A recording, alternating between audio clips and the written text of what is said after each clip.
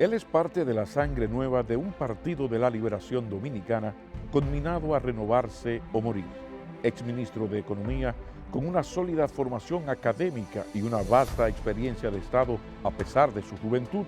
Con nuestro invitado de esta semana pasaremos balance a la economía dominicana en tiempos de coronavirus y a la política de un PLD al que una pinza entre el PRM y la Fuerza del Pueblo tiene contra las cuerdas. Para hablar de economía política y de renovación partidaria, nos acompaña Juan Ariel Jiménez Núñez. Muy buenas noches, Juan Ariel Jiménez Núñez. Me gusta mucho destacar el Núñez por esa injusticia que hay aquí. De Pablo Maquino, no me dejes el Ortiz. ¿Cómo estás? ¿Cómo está? Todo bien, gracias a Dios. Esta nueva vida de oposición y trabajo, ¿ya te contrataron? ¿Ya tiene...? Yo tengo mi empresa de consultoría. Estoy dando consultoría bien. junto con un equipo, temas económicos, financieros, organizacionales. Pero bueno, también es que una formación académica y una experiencia de Estado, yo decía en la introducción, que la verdad que llaman la atención, entonces bueno, qué bueno que eso es así. Y hay que mantenerse y mantener la familia también. Bueno, sí. ¿No? Pero bueno, en estos tiempos difíciles, precisamente un briefing, la economía de la República Dominicana. Estamos en crisis global, la economía más que resentida. ¿Qué tan serio es qué tan grave es la situación de la economía dominicana y recuperable además? Tú has dado en la clave. Es una crisis global. Que es lo que jode mucho, ¿no? Claro, y es fruto del impacto que tiene el COVID-19 en la dinámica natural y del confinamiento que se ha instaurado en muchos países, en el caso de República Dominicana, con todos los temas de toque de queda. O sea que no es una crisis que ha sido generada ni por malas decisiones de los gobiernos, ni del pasado, ni del actual, tampoco por problemas de los agentes económicos, una crisis financiera, no. Es algo que nos viene de fuera, a todos. Entonces va a tomar tiempo. Esto no es algo que se recupere tan rápidamente porque la vacuna le falta tiempo y aun cuando salga la vacuna tomará meses traerla al país, administrársela a cada uno de los ciudadanos y que el resto del mundo se recupere, que es clave para el relanzamiento del turismo. Y además, que haya las condiciones económicas en el mundo para poder retomar los viajes. Porque no es solamente, digamos, que todos los europeos, los americanos y los canadienses estén vacunados, pero ¿cuál ha sido el impacto en la clase media cuando van a tener los recursos suficientes para pagar las deudas que contrajeron, para pagar su sustento diario y además para vacacionar? Entonces tenemos que saber que esta es una carrera de fondo, como dicen, no es un sprint. Entonces, esto dice que el año 2021 será necesariamente un año sumamente difícil. Sí. Va a ser todavía un año difícil, insisto, la recuperación del turismo no es rápida, el turismo tiene un peso cerca del 7% del PIB, pero además el turismo tiene muchos encadenamientos. ¿Qué quiero decir con eso? Sí. El turismo le compra muchos productos agropecuarios. Cuando uno va a un hotel, todo lo que uno se come, en gran parte es comprado a productores locales, pero además compra productos industriales como bebidas alcohólicas, por ejemplo. Entonces, todo ese efecto que tiene el turismo en la economía, al estar tan caído, eso hace que la recuperación sea mucho más lenta. Entre otros aspectos como que probablemente la recuperación de la economía no cree tantos empleos, eso es algo que ya se ha visto, por ejemplo, en la crisis de 2000 en Estados Unidos se le llama un jobless recovery, una recuperación sin creación de empleo porque las empresas aprenden a producir igual o más con una menor cantidad de empleados. Entonces yo creo que las mayores dificultades las tendremos en el mercado laboral. Y eso obviamente impacta el consumo de las familias. Pero eso también entonces nos lleva a que será inevitable o pacto fiscal o reforma fiscal para el 2021. Esta vez no habrá la opción de huir de ciertos sectores. Lo que tenemos que saber es que la política fiscal debe ser contracíclica. ¿Qué quiero decir con eso? Cuando la economía está débil, hay que ponerle un poco de esteroide para que coja un poquito de fuerza y luego ella camina por sí sola. Y esos esteroides, por decirlo de alguna manera, son tanto la política fiscal, ponerle dinero a la economía, como la política monetaria. Bajar tasas de interés, inyectar liquidez a la economía. Mientras que cuando la economía está muy animada, está muy dinámica, entonces uno le da un tranquilizante para que no se sobreacelere. Y ahí uno hace lo contrario. entonces fiscalmente contrae un poco, tiene un déficit menor o tiene un superávit, y además monetariamente también sube tasa de interés. ¿Para qué? Para evitar que ese sobredinamismo de la economía dispare los precios. Entonces eso es lo que en economía siempre tenemos que estar viendo. Primero, ¿cómo está el ciclo? ¿Estamos demasiado acelerados o estamos muy lentos? Y segundo, ¿por qué se está generando esa dinámica? Yo digo que los economistas somos como los médicos. Cuando uno ve un síntoma, pero hay que hacer unos análisis para decir, el problema está aquí. Y en base a ese problema, entonces dar la medicina ¿Y adecuada. tú consideras que, bueno, tenemos al mismo gobernador del Banco Central, que es una especie de garantía Sí, claro. de lo que tiene que ver con la estabilidad macroeconómica? Es un gran aporte de don Héctor Valdés Albizu, esa es la palabra, una garantía. Pero también ya está la otra parte fiscal. ¿Las autoridades nuevas estarían más o menos de acuerdo en esa reflexión que tú acabas de hacer? ¿Hay posibilidades de que en el país, en el año 2021, nos salvemos de una reforma fiscal, de un aumento de impuestos, para decirlo claro?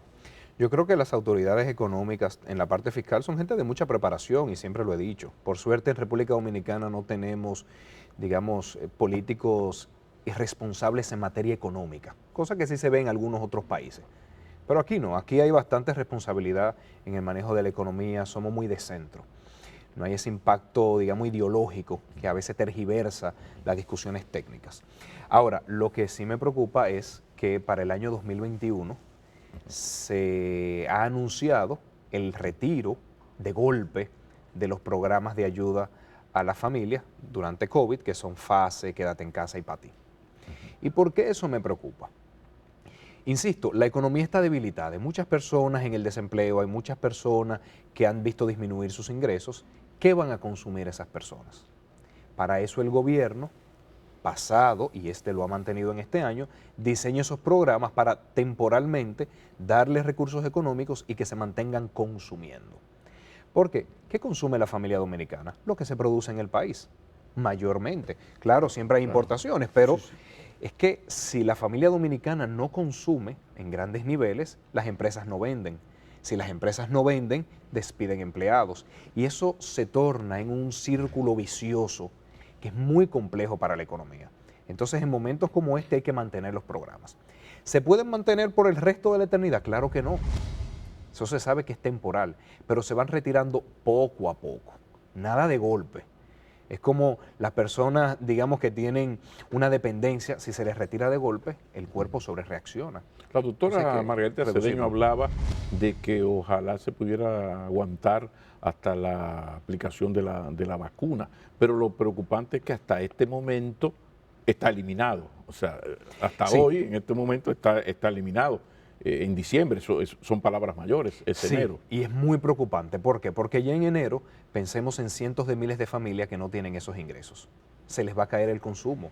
Insisto, ¿qué consumen esas familias cuando van al ¿Y de colmado? qué cantidad de dinero estamos hablando? O sea, ¿qué cantidad de dinero invierte el Estado Dominicano en esos programas de ayuda? Más o menos. Cerca de 15.000 millones de pesos mensualmente. Mensuales. Claro, eso va disminuyendo, porque en la medida en que la economía se va reactivando poco a poco, hay menos empleados suspendidos, ya podemos ir bajando fase, ya se puede ir bajando quédate en casa, gradualidad. Esa es la palabra clave. Gradualidad. Entonces uno va sacando 100.000 familias, 50.000 familias, según uno vea que vaya la economía.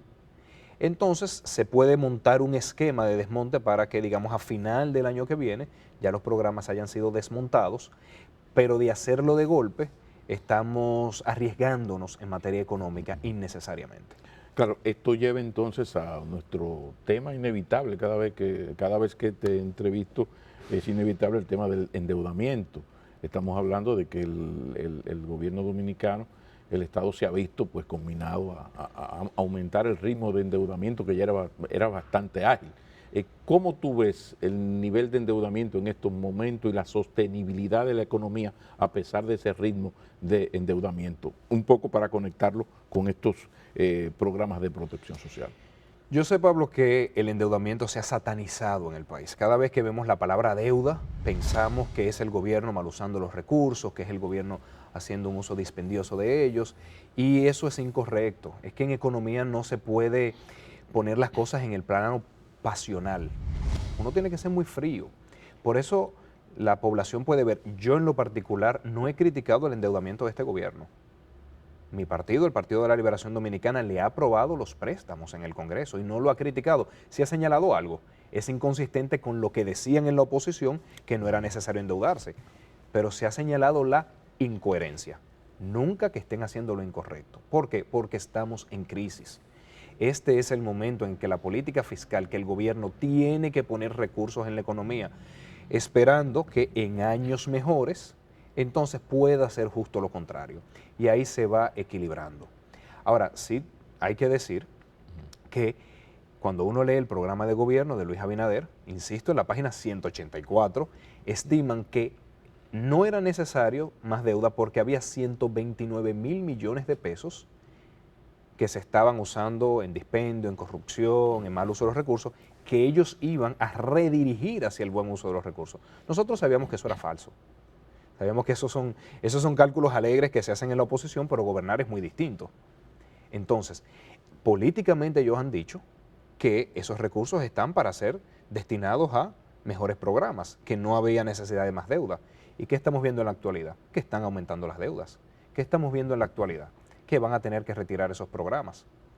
Entonces, ¿de dónde se van a sacar los recursos? Bueno, primero a ellos que respondan si los 129,000 millones de pesos que está escrito y publicado, que ellos iban a ahorrarse, si el mejor uso no es apoyar a las familias dominicanas en el peor momento de la historia. Lo que pasa es que también ha habido una gran inversión en la lucha contra el coronavirus, amén de la protección social. En lo del coronavirus se habrán ido más de los 129,000 Para nada, millones. claro que no, para nada. ¿No? Es que ni siquiera el presupuesto de salud para el año entero es así.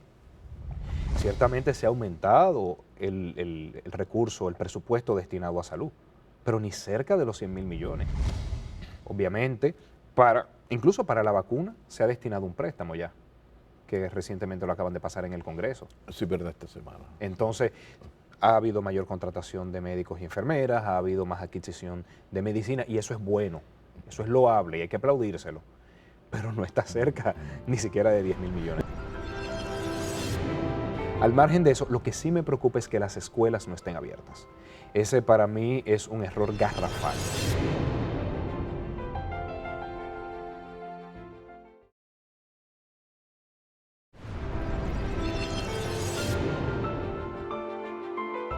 La frase popular que yo citaba esta semana de la guitarra y el violín, que no es lo mismo con guitarra que con violín. Pero esto nos lleva entonces a la lucha entre apertura de la economía, por un lado, y medidas de precaución para el COVID. ¿Dónde está el equilibrio? El equilibrio es difícil de encontrar y va cambiando todo el tiempo. ¿Qué pasa? En unos inicios no conocíamos mucho esta enfermedad. No sabíamos si la mascarilla era muy efectiva o no. No sabíamos qué porcentaje de la población iba a terminar en estado crítico y severo. No sabíamos qué medicamentos eran los más efectivos. Entonces hubo que ser muy conservador. Cerrar la frontera, mandar a todo el mundo para la casa. En la medida en que fuimos conociendo la enfermedad, entonces se fue abriendo gradualmente. Entonces yo creo que ya es momento para continuar la apertura. El gobierno la ha continuado y eso está bien, ha hecho un buen intento de relanzamiento del turismo, incluso con turismo interno, eso está correcto, salvo endeudar a las familias para eso. Esa entiendo que no es una buena decisión, pero al margen de eso, lo que sí me preocupa es que las escuelas no estén abiertas. Ese para mí es un error garrafal. De hecho, si nosotros vemos una serie de estudios que se han realizado, por ejemplo, la UNESCO tiene un monitor mundial del estado de la educación y más de 130 países ya han vuelto a las aulas presencialmente. O sea, ¿no estás de acuerdo con el sistema elegido por las actuales autoridades de educación? Para nada. Por muchas razones. Todo lo posible. Por muchas razones. Lo primero, los niños no aprenden igual desde un esquema pasivo.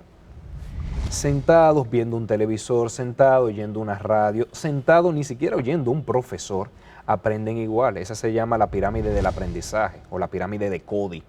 El niño aprende mucho más cuando está activamente realizando algo, cuando realiza proyectos, cuando realiza debates con sus compañeros, cuando se explican entre ellos. Entonces, el aprendizaje está siendo gravemente afectado por esta metodología a distancia. Y esta metodología no era un asunto del arte de lo posible, lo que se podía hacer a partir del señalamiento en cuanto a lo agresivo que era esto de los contagios y el rechazo de una buena parte de los padres que tiraron el grito al cielo.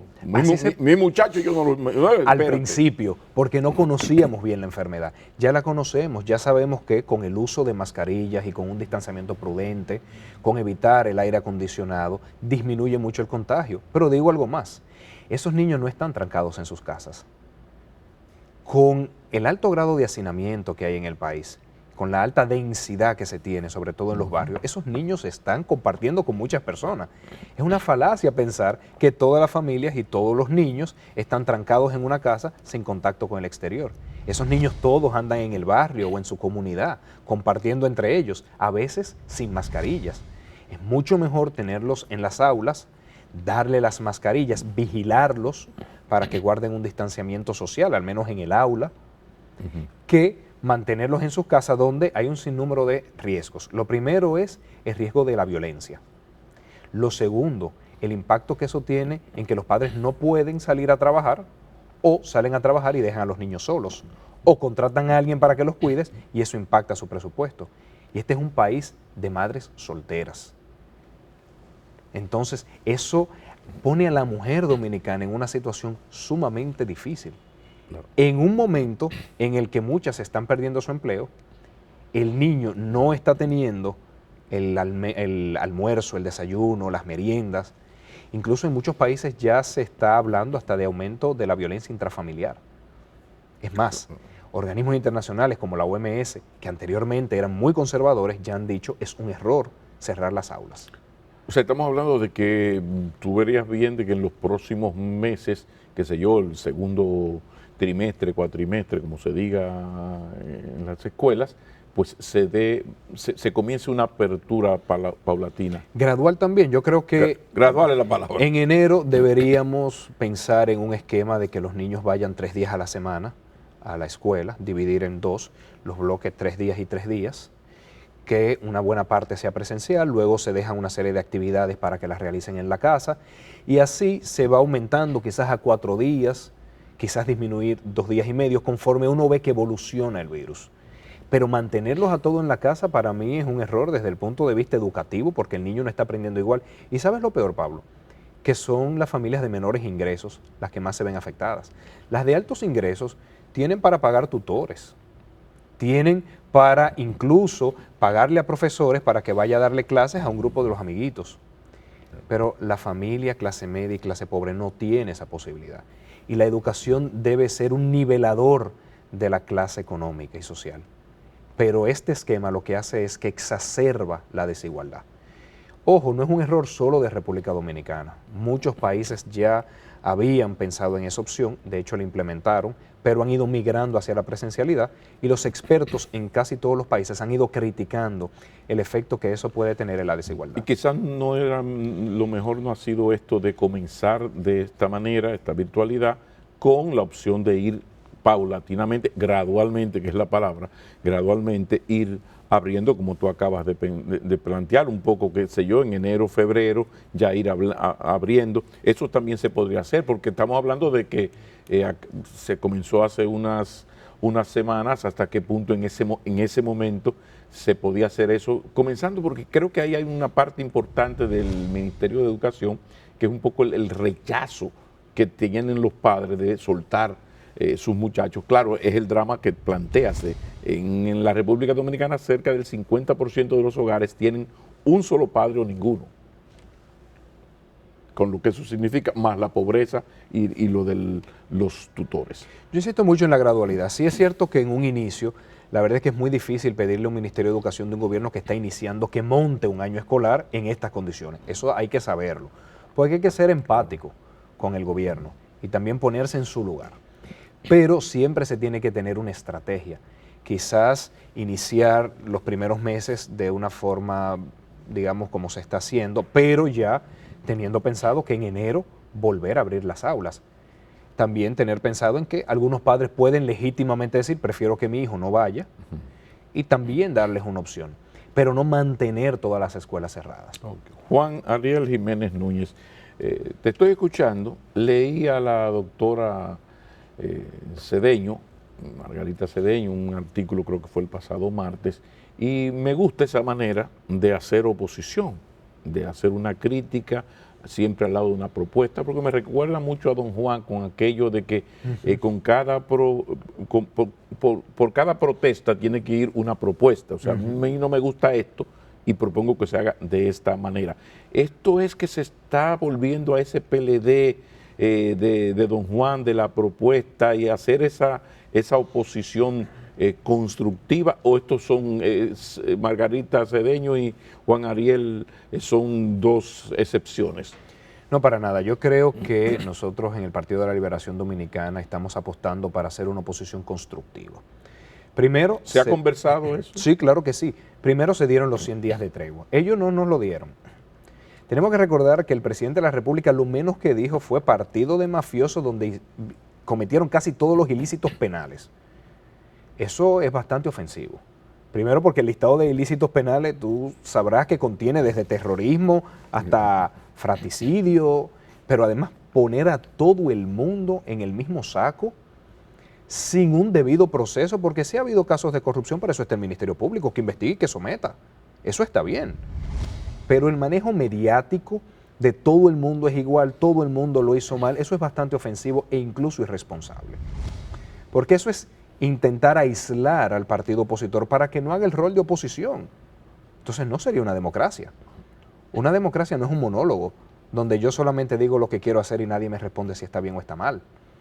La democracia debe ser un diálogo, donde muchas veces habrá contradicción, pero queriendo destruir y casi que descalificar por completo a la oposición, y bueno, pues el otro partido es su aliado, y así se sabe y se ha visto ya con los nombramientos y con las decisiones. Entonces eso no contribuye a la democracia. Nosotros tenemos que ser mucho más cautos y hemos decidido primero darle los 100 días, disciplinarnos con eso. Si ustedes ven, no ha habido ataques políticos. Se ha comentado de programas, pero nosotros ni siquiera los escándalos de corrupción que ya empiezan a salir lo hemos comentado. Y que, tal como dices, podemos criticar programas, propuestas, políticas públicas y hacer una contrapropuesta. Muy bien. Nuestro manejo en el Congreso se le ha apoyado en las cosas que han llevado y de hecho se ha defendido que haga eso. Ciertas cosas no, como el presupuesto, donde entendemos que la eliminación de los programas sociales va a llevar a grandes problemas sociales y económicos. Y mira algo, un partido de oposición puede siempre decir, no voy a decir nada y vamos a esperar que tengan el problema para luego criticar. Eso sería ser oportunista político. Por eso saludé la posición de la doctora Cedeño y luego las declaraciones tuyas en ese sentido. O sea, cualquier partido oportunista, déjalo para no sacarle provecho. Cuando el enemigo se esté equivocando, no se le interrumpe. Pero es que nosotros no queremos jugar a esa política. Nosotros queremos, tal como ha hecho la ex vicepresidenta, y Francisco Domínguez Brito también lo hizo, lo hice yo, decir, señores, tengan cuidado que eso puede traer estas consecuencias, e incluso nosotros citamos al economista jefe del FMI, citamos algunos estudios, sin decir que el gobierno es X o Y, sin ponerle adjetivo, es solamente diciendo esa decisión es equivocada. Porque en política siempre hay la disyuntiva entre lo técnico y lo pragmático. De forma pragmática, ellos buscando hacerle daño al Partido de la Liberación Dominicana y buscando pagar los favores del convenio que se hizo con la Fuerza del Pueblo, les conviene hacer eso.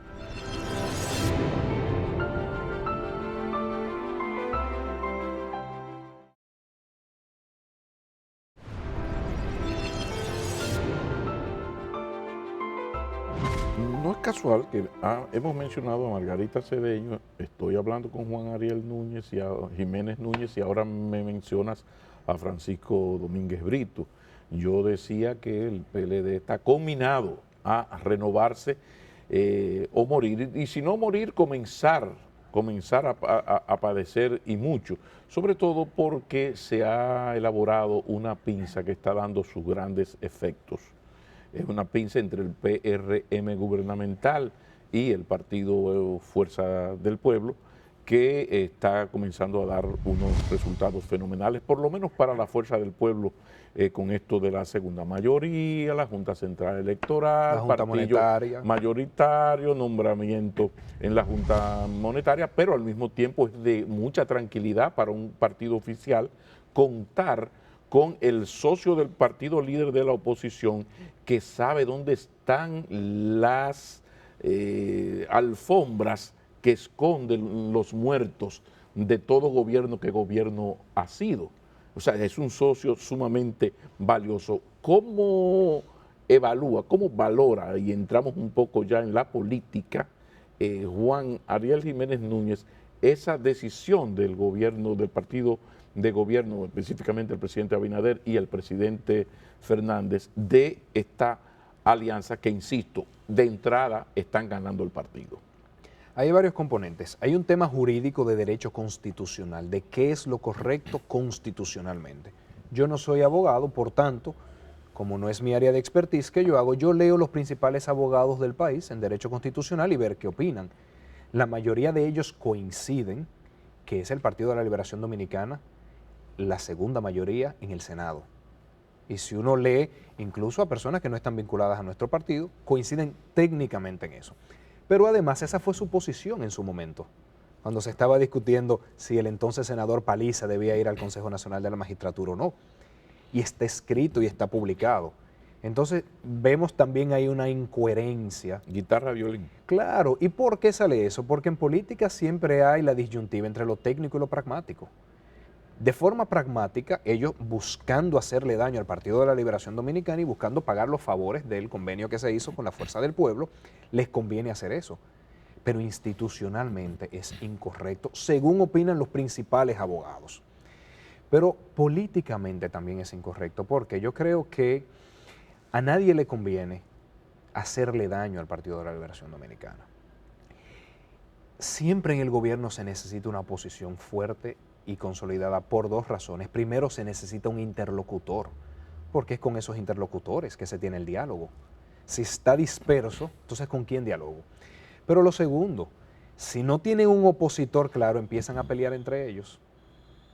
En política nada consolida más que tener un opositor común. Lo que pasa también es que la idea sería que la pinza ayude también a darle ese protagonismo a la Fuerza del Pueblo de forma tal que se convierta, por lo menos, si no en votos, porque hay que contar con lo que se tiene, que son las elecciones pasadas, pero sí que se cree la percepción en la ciudadanía que el partido segundo, el líder de la oposición, es la Fuerza del Pueblo, entonces tú vas aislando a ese partido. La estrategia puede ser buena. Lo que me gustaría a mí saber es cuál va a ser la estrategia del PLD, porque yo insisto en que se le está tirando y se le está tirando a matar y con gran eficiencia. Sí, se está tirando a matar, pero se le está haciendo un daño a la democracia. Y eso se verá con el tiempo. Hay cosas que necesitan un tiempo para poderse evaluar. Pero el PLD tiene un historial de hacer lo mismo desde cuando era gobierno. Lo que más gustaba hacer el PLD, con algún que otro disimulo, era propiciar y fomentar la división de partidos opositores. Hay historias tristes. Primero que nada, eso no había que hacerlo, porque el mismo Peña dijo que al PRD lo saque el PRD. O sea, la semilla de la disidencia y la división interna ellos lo llevan. Y eso no es fruto del PLD. Eso quien revisa la historia sabe que siempre lo han tenido, incluso enfrentamientos fuertes. Pero su ayuda siempre había. La amistad de Medina con Mejía, por ejemplo. Pero eso no es político, eso es una amistad personal primero de políticos que se respetan. Pero tenemos que saber que ellos tenían esa amistad desde mucho antes. Pero señores, en su momento también es que la verdad es que la lucha muchas veces se da más en lo mediático que en lo personal. En lo personal todos nos llevamos bien. Lo que pasa es que volvemos a lo de la guitarra y el violín, lo único que ahora al revés. O sea, también, lo que puede estar haciendo el PRM ahora es que al fin aprendió de esa marrullería que se utilizaba también desde el PLD, de qué manera yo voy prohijando el enfrentamiento entre estos dos partidos. Hay que recordarle a la crisis del PRD, aquello de Miguel Vargas, esto no cayó del cielo. fue una dificultad que tuvieron entre ellos y en su momento el PRD decidió aliarse a nosotros. Pero ese enfrentamiento que tenían Miguel Vargas e Hipólito en su momento, eso no lo fomentamos nosotros, eso venía desde mucho antes. Eso era una batalla por el control del partido, como lo han tenido en los 80, por ejemplo, como lo tuvo en su momento Hipólito con Atuey de Camps. Ahora, yo tampoco puedo decir que ningún dirigente político del PLD haya contribuido a ello. No, yo no puedo decir eso. Tampoco me gusta, digamos, pintar escenarios. Ahora, como política, como decisión, como lo estamos viendo ahora mismo, incluso en contra de la Constitución, yo personalmente no recuerdo que nosotros lo hayamos hecho. Yo decía que el PLD está conminado a renovarse. Si no hay una renovación, cada día más se irá debilitando con la presión que tiene ahora de esta pinza que hasta ahora va muy bien. O sea, como estrategia, yo no sé qué va a pasar con el PRM en el momento en que lograse el fortalecimiento de la fuerza del pueblo. Eso estamos hablando del 2003, ya veremos, pero hoy se la están comiendo con cachú.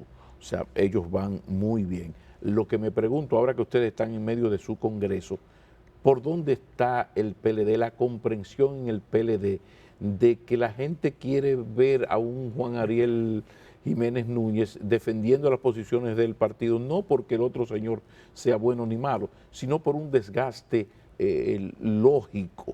O sea, hay una comprensión en el PRD, porque al PRM le fue muy bien cuando entendió una vieja sugerencia de mucha gente, y me inscribo, de decir, óigame, cámbienme esas caras. Bueno, pusieron al joven Paliza, a la joven Carolina y al joven presidente, porque Luis es un jovencito de 52 años.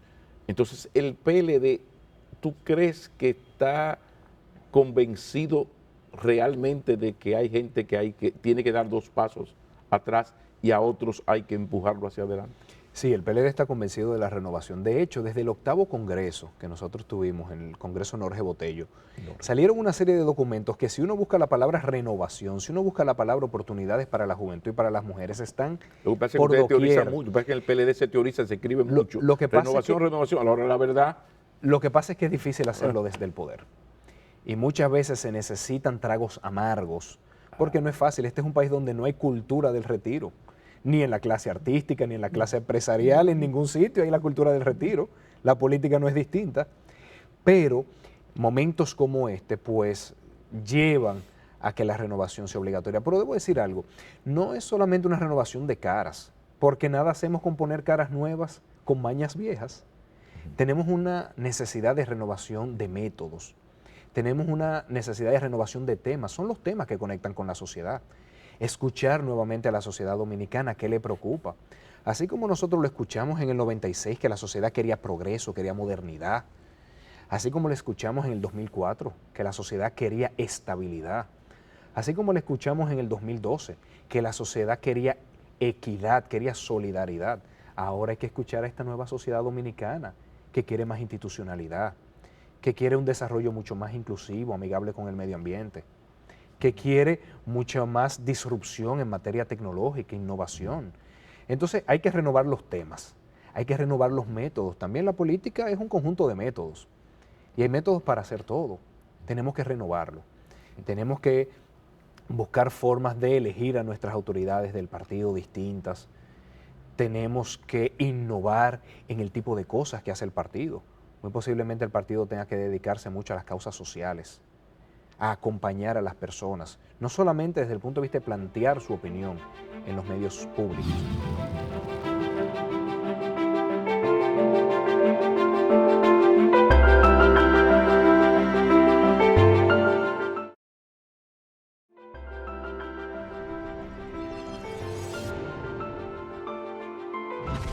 ¿Y de qué manera un partido que tuvo tanto tiempo en el poder y se acostumbró a las prácticas de la política como actividad empresarial, un exceso de recursos, llegó a una práctica donde era un asunto de invertir dinero, cada vez la política dominicana es más cara, hacer política es más caro y el principal responsable es el PLD porque era el que gobernaba, lógicamente, ¿no?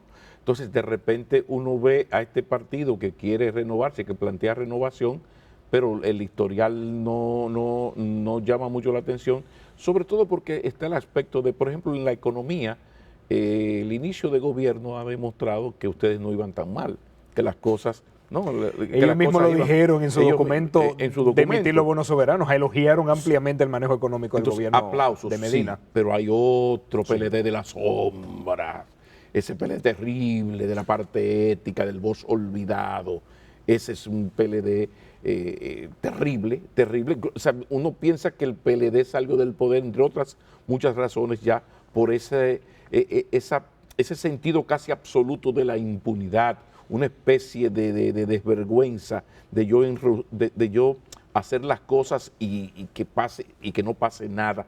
Entonces, en ese sentido, donde quiero llevarte es, ¿qué puede hacer el PLD para, ya ahora que está en la oposición, renovarse en hechos? ¿Qué se puede hacer? Por eso hablaba de gente que ha pasado por el poder y ha salido limpia. Y por eso hablo de Juan Ariel, hablo de Francisco Domínguez Brito, hablo de Margarita Cedeño y de muchos, porque ahí hay de todo como en botica. Ahora, ¿podrá el PLD entender de dónde es que cojea? ¿Por qué fue que perdió? ¿Lo entenderá? Claro que sí, y me voy más lejos. No solamente personas que tuvimos un paso por la administración pública, que ha sido bien visto, pero el PLD está lleno en todo el territorio nacional de miles de jóvenes con un liderazgo comunitario impresionante. Jóvenes y no tan jóvenes, porque no es solamente ponerle una cara con pocas arrugas, es personas que no le hemos dado la oportunidad de salir al frente del partido, en el país, en su provincia. Lo que pasa es que en el PLD un hombre de 60 años, un compañerito de la base, o sea, en el PLD se ha llegado un momento donde tener 60, 55 años, tú eres una joven promesa del PLDismo.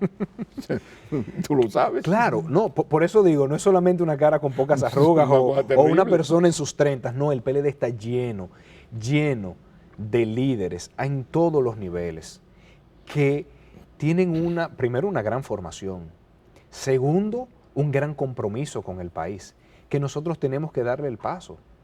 Incluso yo siempre relajo y digo, señores, ya mis estudiantes saben más de economía que yo. Yo hace 15 años que salí de la universidad, me mantengo leyendo y todo, pero ellos hacen pocos años que salieron de la universidad. Ya yo tengo que darle el paso también a ellos en ciertas tomas de decisiones. Y así hay que hacerlo en todos los niveles. Hay que tener la humildad suficiente para, al contrario, servir de mentor de esos nuevos que van surgiendo. Y yo insisto, por cada PLD que uno ve que dice tiene demasiados años, tiene que dar el paso, hay cientos que pueden asumir ese lugar, pero con gradualidad, porque también siempre hay que combinar la experiencia, la sabiduría que da el haber pasado por muchos procesos con la energía que tienen, digamos, los nuevos bateadores. Bueno, ustedes tienen el buen ejemplo del PRM. Ustedes tienen el buen ejemplo del PRM, que es gobierno hoy, entre otras muchas razones, porque fue capaz de hacer esos cambios. Pero bueno, pero para pescar tilapias, dice el pueblo dominicano, que hay que mojarse algo más que la espalda. Viene la pregunta final. Y Juan Ariel Jiménez Núñez y su carrera ya política, ¿a qué va a aspirar? ¿A qué está dispuesto en la vida política del PLD Juan Ariel Jiménez Núñez?